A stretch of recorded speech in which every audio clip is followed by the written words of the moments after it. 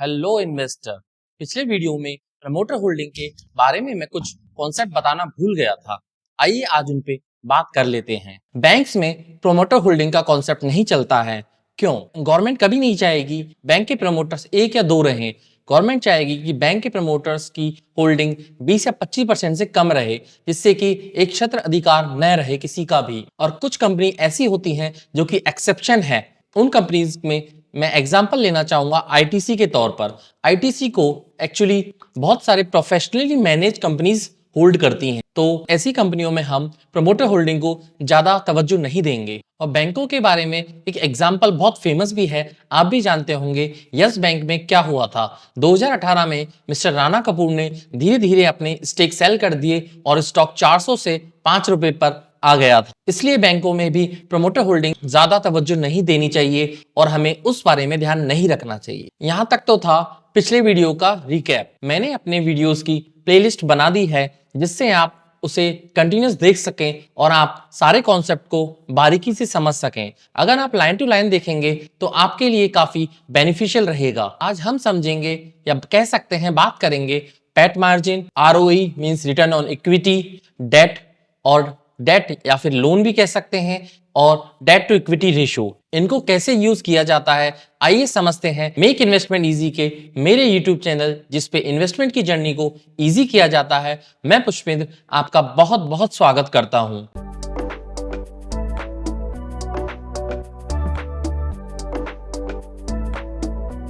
आज आपके काफी सारे अजम्पशन जो कि आप सोच के चलते हैं वो बस्ट होंगे और कॉन्सेप्ट क्लियर होंगे। आइए बात करते हैं पॉइंट नंबर 1, पैट मार्जिन और मार्जिन। पैट मार्जिन क्या होता है, इसे हम एक एग्जांपल से समझेंगे। सपोज कीजिए आपने 10 रुपए का पेन खरीदा और उसे 15 रुपए में बेच दिया। मींस आपकी बाइंग प्राइस हो गई 10 रुपए, सेलिंग प्राइस हो गई यहां पर आपकी 15 रुपए। तो 5 रुपए जो बचा वो आपका प्रॉफिट आफ्टर टैक्स। मींस 10 रुपए आपकी कॉस्ट, जो कॉस्ट प्राइस थी उसमें आप सब चीज को इंक्लूड कर लीजिए। टैक्स भी हो गया, आपने जो खर्चा किया बेचने में, सब चीज। इसका मतलब है जो आपका पैट मार्जिन हो गया वो 5 रुपए हो गया। मींस मार्जिन या फिर पैट मार्जिन को आप कह सकते हैं हमने 10 रुपए की कोई चीज खरीदी और 15 रुपए में बेची, 5 रुपए आपका जो बचा वो आपका हो गया पैट मार्जिन या फिर मार्जिन। पैट मार्जिन हमेशा सेलिंग प्राइस पे निकाला जाता है। एक बहुत ही इंपॉर्टेंट कॉन्सेप्ट निकल के आता है मार्कअप। मार्कअप मींस, इसी एग्जांपल को लेकर कंटिन्यूस करेंगे।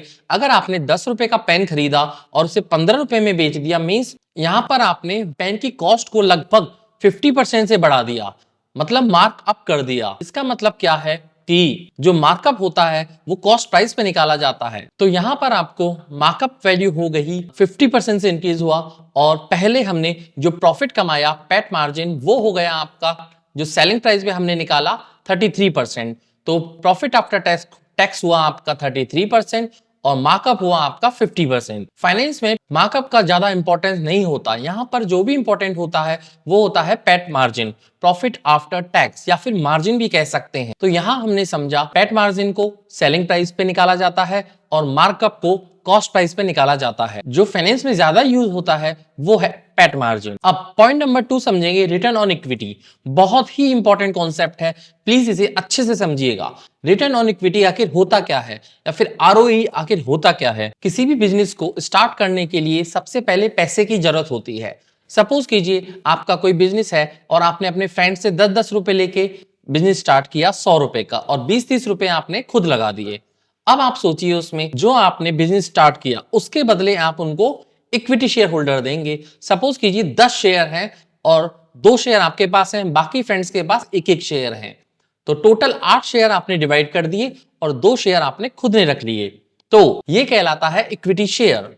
और अगर आप अपने बिजनेस को स्टार्ट करने के लिए किसी बैंक से लोन लेते हैं तो ये कहलाता है डेट। इसके बाद जब आप बिजनेस स्टार्ट करते हैं और 1 साल के बाद जो भी प्रॉफिट निकल कर आता है, सपोज कीजिए कि 100 रुपीज पे आपका 20 रुपीज प्रॉफिट निकल कर आया, तो वो प्रॉफिट आपका 20 रुपीज कहलाएगा रिटर्न ऑन इक्विटी, क्योंकि हमने यहां पर इक्विटी स्टेक को सेल किया है या फिर स्टेक को दिया है और उन पे वर्क किया है। तो आरओई यहां पर 20% निकल के आएगा। जो भी आपने 100 रुपए या फिर कॉस्ट लगाई बिजनेस में, उसके बाद जो प्रॉफिट आता है उसका कितना परसेंटेज, वही होता है आपका रिटर्न ऑन इक्विटी। अब यहां पर आप बात करेंगे नेट मार्जिन और आरओई में आखिर डिफरेंस क्या है। आइए चलते हैं और सीखते हैं नेट मार्जिन और आरओई में डिफरेंस क्या है। आरओई और पैट मार्जिन थोड़ा कंफ्यूजिंग लगे होंगे आपको, मैं आपको एग्जांपल देकर एकदम क्लियर कर देता हूं आरओई और पैट मार्जिन। एग्जांपल से समझेंगे। राम ने 100 रुपए की 10 पेंसिल खरीदी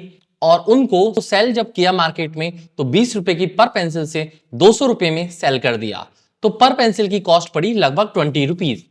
तो यहां पर आरओई रिटर्न ऑन इक्विटी निकल के आया 100 रुपीज और प्रॉफिट मार्जिन जो निकल के आया वो सेलिंग प्राइस पे हमको लेना है, तो कितना हुआ 50%। आशा करता हूं आपको यहां पर आरओई और मार्जिन के बीच में डिफरेंस अच्छे से पता चल गया होगा। हम यहां पर एक और एग्जांपल लेंगे। श्याम ने 10 पेंसिल खरीदी और उनको पर पेंसिल के हिसाब से 15 रुपए में बेच दिया। चूंकि श्याम ने 100 रुपए की पेंसिल खरीदी थी 10 और 15 रुपए में बेच दिया, तो उसने लगभग 150 रुपए की अर्निंग करी।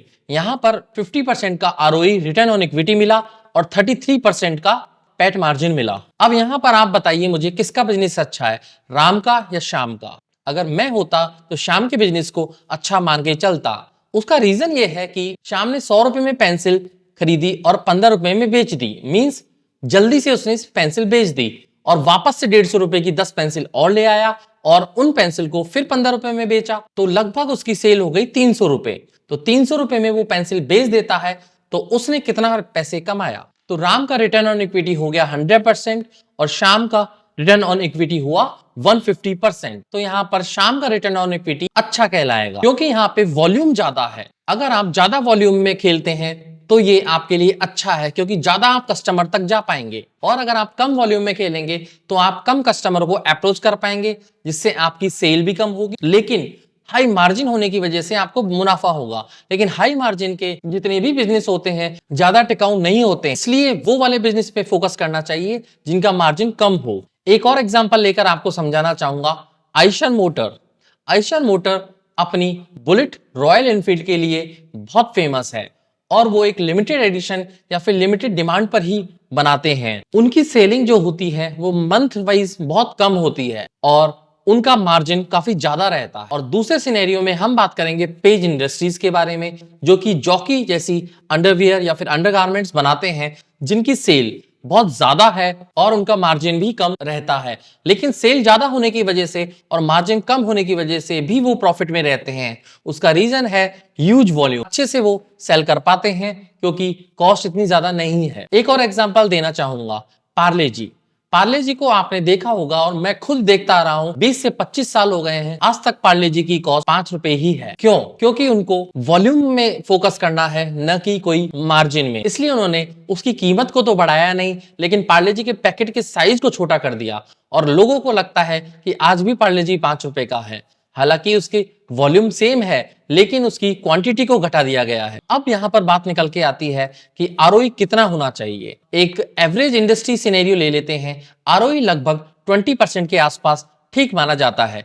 किसी भी कंपनी का आरओई 20% अच्छा माना जाए ये जरूरी नहीं है, लेकिन एक हाइपोथेटिकल कंडीशन में 20 आरओई ठीक माना जाता है। और इसके बाद भी सिर्फ एक यही रेशो नहीं देखना होता है, हमें कंपनीज के इंडस्ट्रीज को कंपेयर किया जाता है और चेक किया जाता है कि कौन सी कंपनी की इंडस्ट्री में क्या आरओई चल रहा है। उसके बाद आप अगर 20% को एक बेस मानकर चलें तो एक अच्छा आरओई 20% से ऊपर माना जाए। पॉइंट नंबर 3 में बात करेंगे डेट, कर्ज या फिर लोन, या फिर आप कह सकते हैं debt to equity ratio. Exception के तौर पर पहले ही बता देता हूं, बैंकिंग में ये कॉन्सेप्ट बिल्कुल भी काम नहीं आता है, डेट टू इक्विटी रेशियो, क्योंकि बैंकिंग का काम ही होता है डिपॉजिट लेना और लैंडिंग करना, मींस पैसा लेना और लोन बांटना। पॉइंट नंबर 3 है डेट या फिर लोन, या फिर आप कह सकते हैं डेट टू इक्विटी रेशियो। इसे भी हम एक एग्जांपल से समझते हैं। पहले वाले केस में कंपनी ने 100 रुपए इक्विटी शेयर से बोरो किए थे और 20 रुपीज का मुनाफा कमाया, तो यहां पर कंपनी का आरओई हुआ था 20%। कैसे लोन लेकर आरओई को बढ़ाया जा सकता है, आइए जानते हैं। सपोज कीजिए कंपनी ने 50 रुपए इक्विटी शेयर इशू कर कलेक्ट किए और 50 रुपीज का लोन लेकर, जिसपे 12% पर एनएम के हिसाब से इंटरेस्ट लगेगा, तो मींस यहाँ पर 6% का इंटरेस्ट भी देना पड़ेगा। तो फिर यहाँ पर प्रॉफिट हो जाएगा 20 माइनस 6 14 रुपीज। 50 रुपीज के इक्विटी शेयर पे हमने कमाया 14 रुपीज और इसे डबल कर लेंगे तो 28% हो जाता है। मींस रिटर्न ऑन इक्विटी निकल के आता है 28%। तो आपने देखा यहाँ पर कैसे रिटर्न ऑन इक्विटी को बढ़ाया जा सकता है। कर्ज लेके रिटर्न ऑन इक्विटी को बढ़ाना अच्छा नहीं माना जाता है। किसी भी कंपनी पे अगर कर्ज होता है तो उसे एक अच्छी कंपनी नहीं माना जाता है, लेकिन फिर भी कई कंपनी अपने आप को जल्दी ग्रो करने के लिए अपने प्रमोटर होल्डिंग को प्लेज करते हैं या फिर लोन लेते हैं। तो debt to equity ratio ideal कितना माना जाए? According to mister Warren Buffett, वो कहते हैं कि अगर डेट टू इक्विटी रेशियो 0.5 के अंदर है तो manageable debt to equity ratio हो सकता है। डेट टू इक्विटी रेशियो को अच्छा क्यों नहीं माना जाता है? सपोज कीजिए कोई कंपनी ने कर्ज ले लिया और उसको लोन तो हर महीने चुकाना पड़ेगा, चाहे कंपनी चल रही हो या ना चल रही हो। सपोज कीजिए उस वक्त इकोनॉमी में स्लो डाउन आ गया। अगर इकोनॉमी में स्लो डाउन आ जाता है और उसके बाद कंपनी प्रॉफिट नहीं कमा पाती है तो भी उनको कर्ज चुकाना पड़ेगा। और अगर 2 से 3 साल तक कंपनी की ऐसी ही हालत होती है तो उस कंपनी को बैंकरप्सी की तरफ जाने से कोई नहीं रोक सकता। कंपनी जल्दी से जल्दी बैंकरप्ट हो जाएगी। इसलिए कर्ज को अच्छा नहीं माना जाता है और कर्ज उतना ही होना चाहिए जितना मैनेजेबल हो। तो डेट टू इक्विटी रेशियो का एक आइडियल रेशियो माना जाता है 0.5 या इससे नीचे। तो आज के वीडियो में हमने समझा पैट मार्जिन क्या होता है, मार्जिन क्या होता है, कितना मार्जिन होना चाहिए, वॉल्यूम इंपॉर्टेंट है कि मार्जिन इंपॉर्टेंट है, हाई वॉल्यूम की कंपनीज अच्छी होती हैं या फिर मार्जिन ज्यादा होना अच्छा होता है, और कितना रिटर्न ऑन इक्विटी अच्छा माना जाता है, और डेट टू इक्विटी को कैसे कंपनीज यूज करती हैं आरओई को बढ़ाने में। तो मैं आशा करता हूं आज का वीडियो आपको अच्छे से समझ में आ गया होगा। अगर आपको क्लियर नहीं हुआ हो तो मुझे कमेंट बॉक्स में कमेंट कर दीजिएगा। मैं आपको एक और video, further video individually ROE, return on equity, PAT margin और डेट टू इक्विटी रेशियो पर बना के दे दूंगा। और मैंने पहले भी इन पे वीडियो बनाए हुए हैं, आप अगर चाहें तो डिस्क्रिप्शन बॉक्स में लिंक में जाकर देख सकते हैं। एक रिक्वेस्ट है आपसे, कोई भी क्लास मिस मत कीजिएगा। हो सकता है आपको समझने में थोड़ी प्रॉब्लम आ रही हो, लेकिन आप अगर वीडियो को बार बार देखेंगे तो आपको क्लियर समझ में आ जाएगा। जो मेरे पिछले वीडियो हैं आप उनको लाइन से देख लीजिए। इससे होगा ये कि यहाँ पे कॉन्सेप्ट टू कॉन्सेप्ट क्लियर होते चले जाएंगे और आपको आगे वाले वीडियोस भी समझ में आ जाएंगे। आशा करता हूँ आपको ये वीडियो अच्छा लगा होगा। प्लीज मुझे सपोर्ट करने के लिए लाइक कीजिए, शेयर कीजिए और सब्सक्राइब कीजिए, और कमेंट बॉक्स में कमेंट करना ना भूलिए। आज के लिए इतना ही, विदा लेना चाहूंगा। जय हिंद।